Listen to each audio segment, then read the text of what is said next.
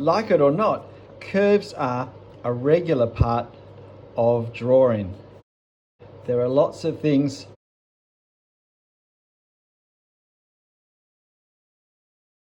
where curves end up being an important part of what we're drawing. How can we practice or draw curves so that we get a better result than this? Now, there are different types of curves, of course. There are shallow curves and there are rounder curves. Generally, the rounder the curve is, the more problems it holds. What I find very helpful in my drawing is to imagine my curves where they're fuller, where they're part of a circle, and as a circle that sits within a square. Now, instead of drawing a circle, I can break it down into 4 curves. Curve that goes from here to here, curve that goes from here to here, and now we have half a circle, a curve that goes from here to here,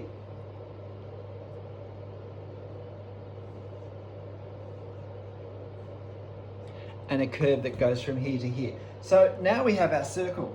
And I didn't have to draw a circle, although I can practice drawing circles as well. And with practice, with focused practice, we can improve on things. But I find the easiest way of drawing it is this way. To imagine 4/4 of a square and to complete my curve within that. The other thing to bear in mind is that most of us have certain quarters of this circle that we draw more easily than others, whether we're left or right-handed. And if we're right-handed, this is probably our easiest quadrant to accurately draw. And then this one is probably the next one. Not surprisingly, it's the left side of our circle, which is easier to draw with our right hand. If I were left-handed, it would be the opposite. It would be the right-hand side of our circle. But as a right-hander, this is the weaker side. And I think you can actually see here that this curve and this curve have slightly more fullness, more accurately drawn than this one and this one.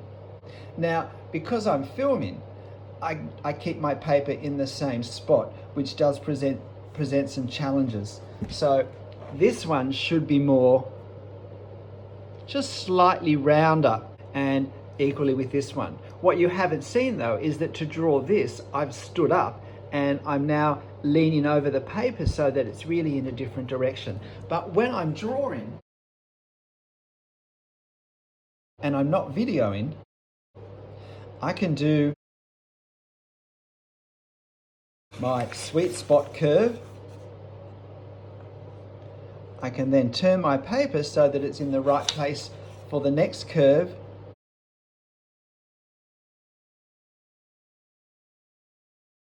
And again, in other words, I can make every curve within my comfort zone by turning my paper. And the important thing just to remember with these is that they need to have a nice roundness here, that we don't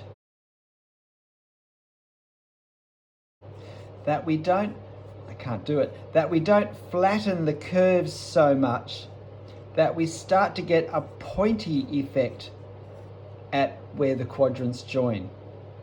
This should look the same as this, should look the same as this,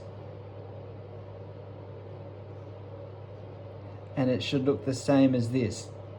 We shouldn't be able to tell visually, so that one needs to be a bit rounder.